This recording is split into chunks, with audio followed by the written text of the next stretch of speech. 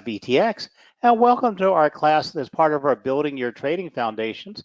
And tonight we'll be discussing charts. But before we get started, ETX is a regulated provider, as you saw in our video, and therefore I'm required to make sure you understand your risks. So I would appreciate it very much if you could read the screen in front of you. I'll read you the first paragraph. Trading in the financial markets may result in the loss of your deposited funds. Please ensure that you fully understand the risks and seek independent advice if necessary. Now, for those of you that don't know that much about ETX, we are a fast-growing financial services company. We are based in London, and we are regulated and authorized by the FCA, the Financial Conduct Authority. And our parent company, Monocore London, is a member firm of the London Stock Exchange. Now, tonight's class is being recorded, and if you want to access a copy of this class after it's over, you can just use the same link you used to come to tonight's class, but give us a couple hours or till tomorrow to get it up there and ready for you. So let's get started understanding price charts. Now, it's no secret that online trading can be performed more efficiently if you possess the necessary tools. And a good place to start is with charts. Charts are the basics of all technical analysis. Charts are the only way you're going to see visual representations of price.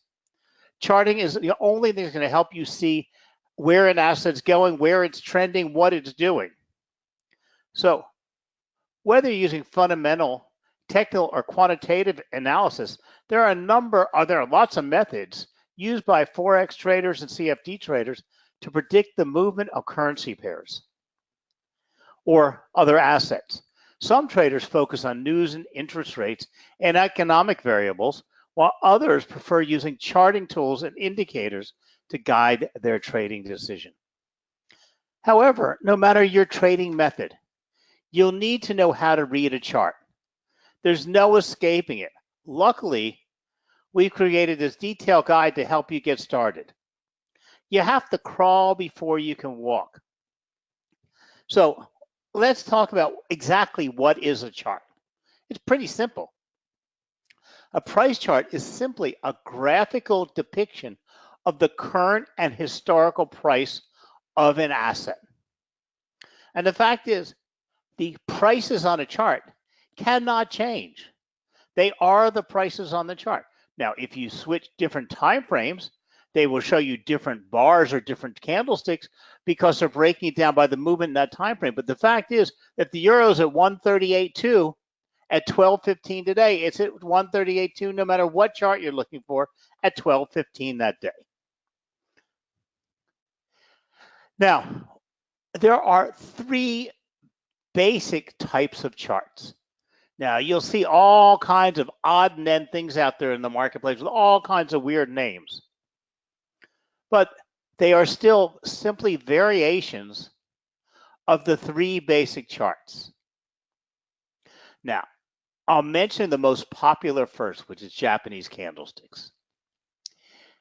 And candlestick charts are the most commonly used today in the online trading world. They weren't up until a few years ago, because drawing candlesticks when you had to draw charts by hand was quite cumbersome. Most of us use bar charts. I still use bar charts. Now, the thing is, candlestick charts and candlestick patterns are quite distinct. Now, we're going to talk in detail tonight about candlesticks, and we have whole classes. In fact, we have 2-day classes to teach you how to read and use candlesticks. But the basic is price can be also displayed by a line, a simple little line. A line chart is the most basic of all charts, and they're a good way to simplify the display of a price. A line chart will show you the closing price for each period. Okay, so what you see on your screen right now is a line chart. As you can see, it gives you a general basic representation of price movement. It doesn't give you any detail whatsoever. So most of us never look at it at all, Okay. Or I look at it now and then as a line chart because I just want to see the general direction of price. So a line chart is the simple line chart, draws a line from one closing price to the next. That's it. So each time, if you're looking at a 1 hour chart, at the end of each hour, you put a little dot on your chart for whatever that asset is trading for at the close of that 1 hour, and then you connect the lines together. A bar chart, which has been around a long time, and you can see it on your screen, is my favorite type of chart. And up until, like I said, up until we had Java charts and HTML charts, this is what almost every trader used. Now, if we look between this Euro US dollar chart, and we're looking at right now a Euro US dollar 30-minute chart. And I'll explain to you later when we talk about time frames what 30 minutes means. But this chart is the line chart. This chart is the exact same chart for the same asset as a bar chart. So it covers the same time period, the same everything, except what do you get to see? You see a lot more detail about how price moved in each one of those segments. Because here, each one of these bars represents the open, the high, the low, and the close for that asset in that 30-minute time period. So what you're getting is 4 vital pieces of information, and it allows you to make some assumptions about the market, like who is in control, the bulls or the bears. Because on a line chart, you just see the price at the close. Here you see the price at the open as well as the close. So you can see in that period that the price actually fell over that 30 minutes or climbed over that 30 minutes, or maybe it fell real hard and came back up. Okay. And you can also start to visualize some type of common prices that might come into play later. So like in this downturn, we can see all these opens and closes.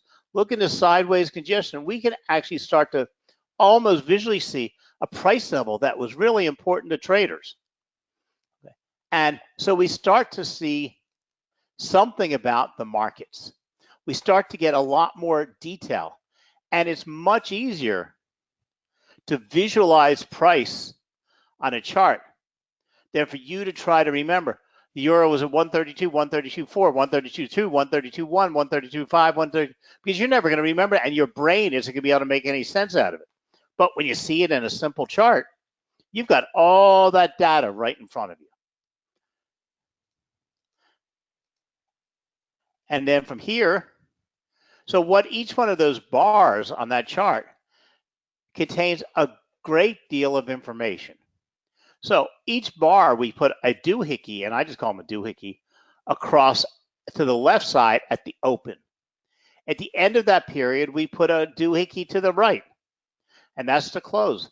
We put a dot at the highest price it reached in that 30-minute time frame, and a dot at the lowest price. Now we're just using 30-minute time frame for example tonight. We could be looking at a 1 hour chart, a 5-minute chart, a 1 week chart, a 1 month chart. Whatever the chart period, time period you're looking at the chart, the open is the beginning of that time period and the close is the end. So if you're looking at a 1 day time period, it's the beginning of that trading day and the end of the trading day. If you're looking at a 1 hour chart, it's the beginning of that 1 hour and the close of that 1 hour. So what we do is we then connect the dots together and draw a line. And this gives us what the bar looks like. Or this, and we put that on the chart.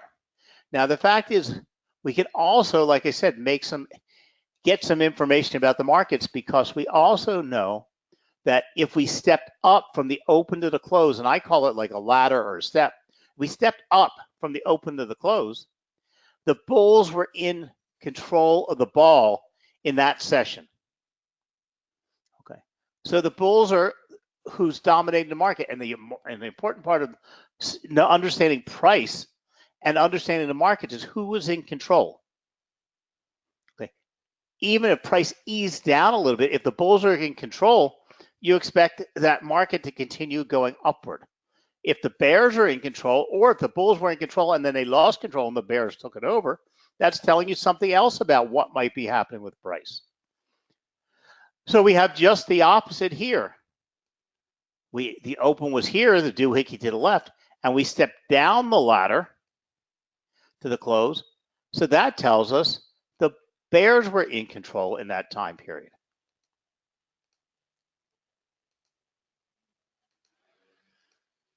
I'm sorry, I'm just going to try to get my marker turned off here. There we go. Now, we're looking at the Japanese candlestick chart for the same asset, for the same period, the same time trading frame, and the same 30-minute chart. But you see a lot of difference between that line chart and this candlestick chart. You see a lot of difference between the bar chart and this candlestick chart. Except the biggest difference you notice is the color. And what unfortunately we do, we're human beings, and we let our psychology or our emotions or our general psyche take control. And a Japanese candlestick chart, when we see reds and greens, we see lots of reds, we think that the asset's going down. When we see lots of greens, you emotionally think the asset is going up. But that's not correct. That's not how you use a candlestick chart. And unfortunately, I meet lots and lots of newbies who tell me, oh, I trade from candlesticks. And the fact is they don't understand what they're trading from or how they're trading. Because candlesticks are all about the shape and the size of each candle and its relationship to the prior candle and the next candle and its relationship to the trend line, and then it's called the body of the candle. It's the patterns between the bodies and the wicks of the candles, and you have to learn how to interpret these. So although bar charts and line charts were quite popular among Western traders, Japanese candlesticks and additional patterns were introduced to the Western financial markets in the early 1990s. Okay, Japanese candlesticks have been around since the 1700s. The popularity of candlestick charts has soared among Western markets analysts over the last few decades because of its highly accurate predictive features. Candlestick charts can play a crucial role in better understanding price action and order flow in the financial markets. Now, each one of these candles is drawn on our chart very similar to how we draw on the bar. It contains the exact same information. So at the open of the period, we draw a line across. Instead of a doohickey to the left, we actually draw a line. At the close, we draw a line across. We put a dot at the high and a dot at the low. We then connect the dot to the lines. We then connect the lines together to form what's called the body of the candle. So this is called the wick of the candle or the shadow, and then this is called the body of the candle. If we step up from the open to the close, just like in the bar chart, we have a bullish session. Now, candlesticks get a little bit confusing at this point, so I'm going to try to clarify it for you.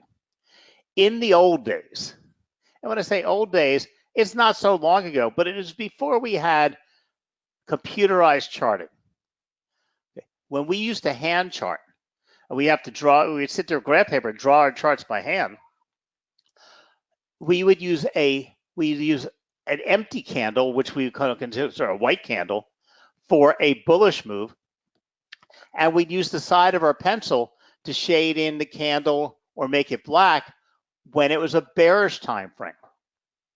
Because when you're sitting there doing all these charts by hand and you just got a pencil, you're not going to get out and draw a special color. You'll never get them done. So if it was white or empty, it was bullish, and if you made it black with the side of your pencil, it became bearish. Okay, that's all it's noted. When we move to computerized charting, traders started using reds and greens, because reds and greens also on price movement and on ticker tapes and tickers and on price on trading charts, green was good or up, red was bearish or down. So we started coloring in the candlestick charts to make them reds and greens. So when you hear somebody talk about a green candle and you're looking at something that's white, green and white are the same. Black and red are the same. It just depends on what time, how many years ago it was done and used. That's it. But the fact is, you could use pink and purple. You could use on your chart orange and green, tan and orange, whatever you wanted to use, as long as you knew which one was denoting bearish and which one was denoting bullish. Because in today's modern charts, we can change anything we want with all the settings and change every color we want to do and how we want them outlined and everything else. So we've talked about the three main types of charts, and this is where charting starts from. So let's go over and look at some live charts, and let's take a look at what these are in the real world and how you would do these before we go on to talk about time frames and other things that are you put on your financial charts. So let me pop up some charts I have for you. Okay, now the first chart we're looking at, and actually let me open this up. This is a live chart from ETX platform, and ETX platform gives you the charts that will do everything and anything you want to do. And here I've just popped it out of the platform, and you have all your indicators and all of your stuff set up here. Okay, and you can set the time frames and put the indicators, and you can flip from chart types, and you can change from candlesticks to line charts to bar charts, and all that you can do. Almost every charting service offers you all of these features. Now, the only reason we're going to move now from the ETX charts to TradingView charts is only because it's easier for me to teach from. That's it, because the charts on the ETX platform are attached to a trading platform, and you could save them and come back to them, but they're not easy to use for my classes. And I store my charts from class to class to class. So it's the only reason that we're not going to use the ETX, because they do everything and anything you want them to do. And if we put them right back into the price frame, we also can get them right next to our trade, right part of our trading blocks and our price, and so it's all set up here to be part of your trading scenario. And you can also trade directly on the charts. You can set up all the indicators and store them. You can set your own settings. You can do everything and anything you want to do on the chart. So you see chart type, price chart, chart settings. You can do everything, and you need to right here. For me, it's just a little, like I said, a little bit awkward for teaching from class. That's the only other reason we're not going to do everything on the ETX charts. Okay. But as you see right here, we're looking at candlestick charts, and if we want to go over and look at a line chart or a bar chart, which is also referred to as OHLC, we have it right there. We just click a button. Okay. But that's the only reason we're not going to use them for the rest of the class. So right now I just flipped over to TradingView, and TradingView is a nice charting service. You can access it by going to www.tradingview.com. And they offer a free service. But before you go use a free service, all of the fees feeding into a charting service are very, very expensive. When they give you free charts, it's usually got a delay in prices, because to get up to the second exact prices costs a lot of money from all the data providers. So if you're trading on the ETX charts, you're getting instant feed because it's getting fed in with all those prices. If you're going out there to other charts elsewhere and you're not paying for a charting service and you're using their free charts, it's because they're giving you slightly delayed, and it'll tell you there's nobody's secret. I have an account with them, so my charts are up to the minute. but it's very important to be aware of this. So like if you go to investing.com, you go to dailyforex.com, you go to a Forex Factory, remember that the charts they're providing you are accurate. They're just got a delay in the prices of a few seconds, but that makes a big difference in reacting to the markets. Now, what we're looking at are Japanese candlestick charts. And all the charting services will offer you some way to change them. And like I said, today, because of our computerized charts, we just click on buttons. Didn't have that many years ago. Okay. So it doesn't change any of your settings. It doesn't change any of the indicators you put on your chart. And you can flip from one to the next to the next. If you put trend lines on it, you can also change time frames, which we haven't talked about, which we'll talk about in a minute. And it will keep everything on your charts, whether you're using ETX or using TradingView. Today, the computerized charts are wonderful tools. So here we have a basic line chart. Doesn't give you much information, but it is a basic chart. Okay. If we want to go change some of the settings, they'll all let us change the settings, and we can change the color we want to see. We can change the background. We can change how big the lines are, how thick the lines are. We have the ability to do just about anything.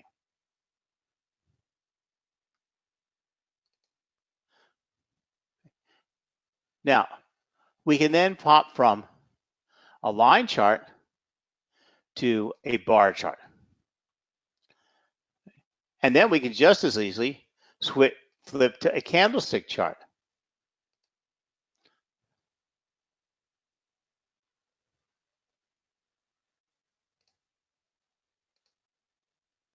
Now, that's it. Pretty easy today. So we've looked at the 3 different types of charts. Now, one of the biggest differences you'll have to take into account is, remember, a chart fits your screen. Okay, I have huge 32-inch, 4D high definition screens, so I get a very large chart, and I get a very big visual area. If you're using a little laptop or you're using a cell phone, a mobile phone, you're going to get a smaller screen. But regardless of what you look at, what you're seeing is the most recent prices. This is going to be your most recent. This is referred to as the wall, because you have to trade moving forward. This will be the most recent price and the most recent bar or candlestick. And then all of the rest of this is historical pricing, what happened in the previous. You'll be able to, no matter what charting service you're using, is simply pull the chart back and see in that same time frame, in the same 30-minute time frame or same 1 hour time, back as far as you want to see. So you can see how that price is historically traded in a 1 hour chart. In this case, we're using a 1 hour chart. In the other case, and the screenshots we were looking at 30-minute charts. So remember, you're only seeing what is here. Now, at the bottom of your screen, you'll always be able to see the time. Now, it's crucially important that when you set up your charts, your charts will give you the ability to set up settings. You want to make sure you have it in your local time zone, because you don't want this down here telling you it's 12 o'clock and you're living somewhere where it's 7 o'clock now. Okay. Just like in economics count, you want to trade in your own time zone, or you want to trade. I do everything, no matter where I am, because I travel a great deal and I'm always teaching. I do everything in UTC time. Everything. So my economics calendar, my charts, my platform, everything is set to that time. You have to be aware of this, because you don't want to make a trading mistake or an analysis mistake because one was out of sync with the other. So it's very important to be aware of that. Okay, now we want to talk about the next thing with charts. You've looked at price. And tonight, we're not here to learn about technical analysis and how to interpret indicators or how to find patterns on charts. Okay, we're not here tonight to look at trend lines and support and resistance. That's for the next class and the next class. Tonight, we're just learning how to read charts and set up our charts. So the next step is what we have to look at is time frames. Now, we're looking at right now gold futures, and we're looking at gold in a 1 hour time frame.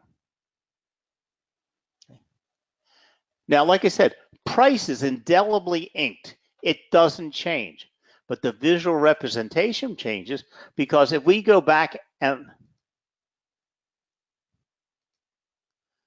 look at this in a half-hour chart, a 30-minute chart, we're going to see price looks a whole bunch different because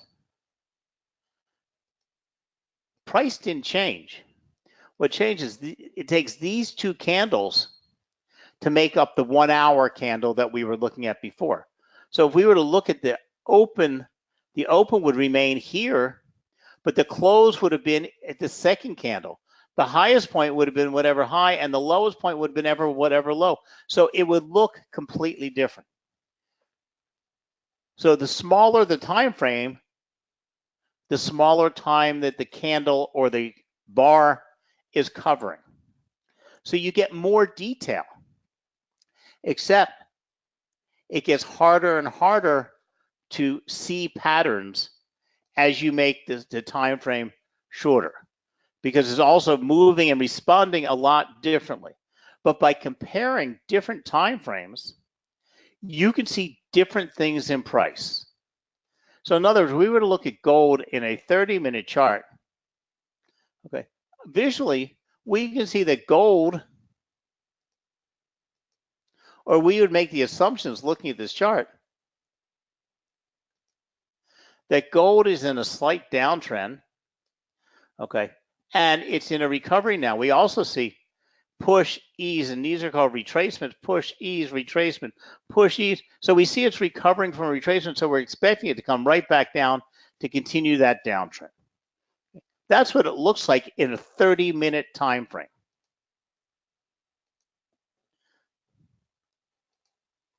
So that gives you one view of how gold is trading. If we change it to a 1 hour time frame, we see something a little bit more different that we wouldn't see in that fine detail of the half hour. We see that gold was in a very strong downtrend, but then it's gone into, it recovered a little bit, and now it's been in a sideways congestion over quite some time, is what we're seeing in this chart. Same prices, same time frame, just a different time frame. So it's still today's prices and yesterday's prices is still indelibly inked. But when you look at it, so when we were to go out and look at gold in a 1 day chart, we're going to see something completely different here. We see gold was trading in a very hardcore downtrend, and now it's just flattened out and trading sideways. So we're getting to see or better understand of the markets. We're getting to have a better understanding of what gold is doing, so that if we're going to make a trading decision, we have a better understanding of the history of gold and where gold stands at the moment. Because now we're looking at gold in a 1 month chart, and what do we see? We see gold was actually in a very strong uptrend since 2005. Okay, it retreated somewhat, and then since 2013, it's more or less been staying kind of sideways. Little bumps up and down, but no big trends, and it still hasn't even given back that gain it made from 2005 till 2000. So what you're doing is you're now realizing that gold remains in an uptrend over the longer term. In the medium term, it's a recovering from a downtrend, and in a short term, it is retracing right now and continuing on its downtrend. Now, the fact is, we then want to, like some traders, only make trading decisions based on the longer term, but find entry and exit points on the shorter term. You have to learn how you would like to use these multiple time frames to your benefit, to your better understanding. And it doesn't make a difference whether you're using bar charts or line charts. I mean, bar charts or candlestick charts. Okay, you need to get some understanding of the market and how gold has historically traded. Also, you can then start discerning the levels of support and resistance, because historic levels of price are very important. And whether it had a long-term, like we can see that this is a bottom price for gold since 2013. We can see that this price has been crucially important for gold since 2013. We can see each time it hit that level, it either stayed above or went below, but it had some type of important connection to 1245. So we know that that's an important price. We know the bottom price is here. We can see an overall top or the upper shadows in the candles, and this is called what we call eyeballing support and resistance. But this gives you some very important prices. So we know that 13.99 is a crucial point to gold.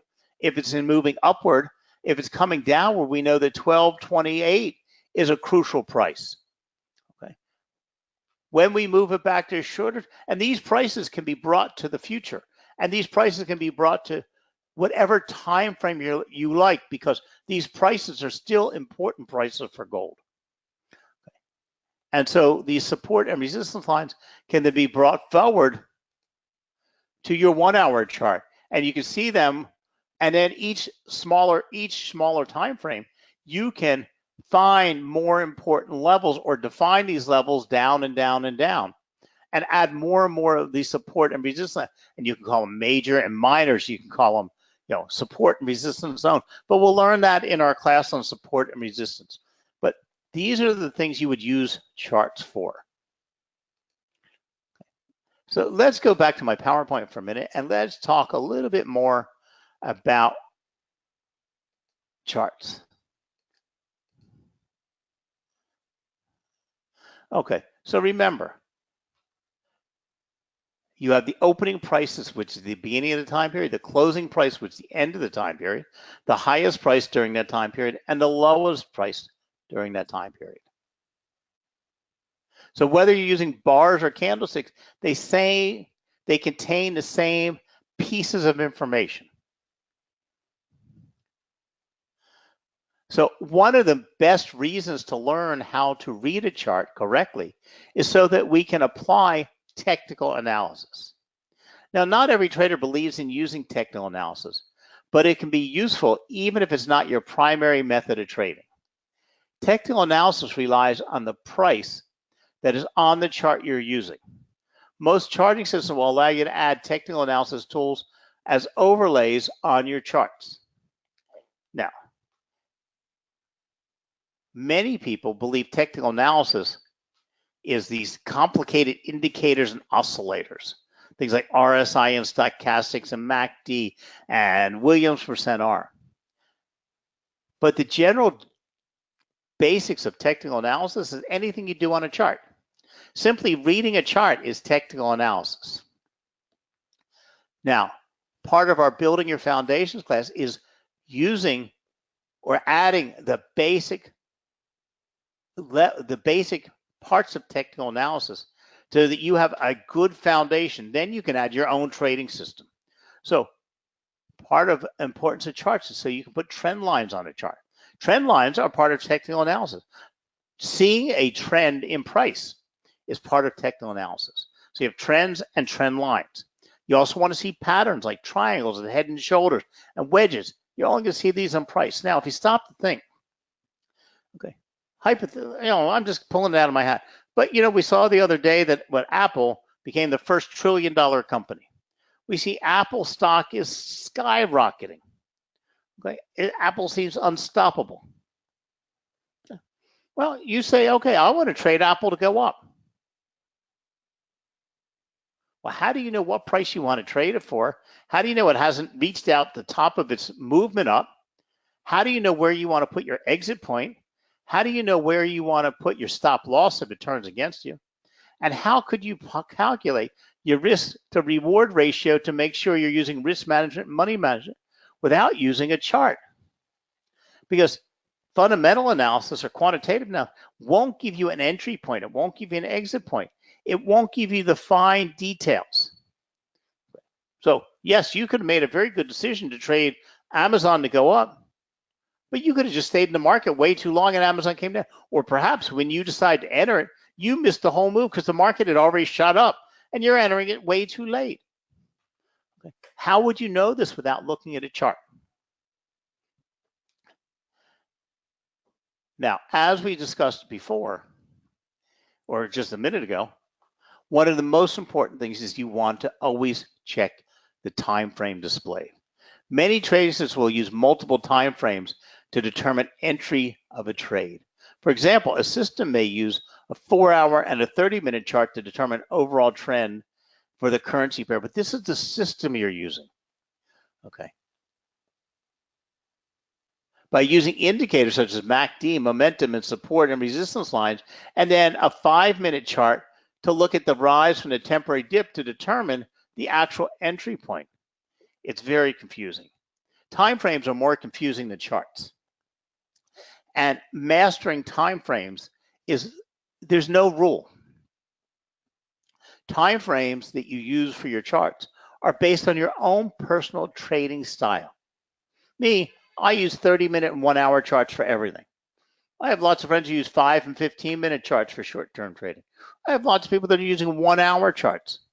I've seen people use 1-day overlays to 1-week overlays to 1-month overlays. Okay, so you want to ensure the chart you're looking at has a correct time frame for your analysis. The best way to do this is set up your charts with the correct time frames and indicators on them for the system you're trading and to save and reuse that layout. Realize that the times shown at the bottom of the charts are set to a particular time zone.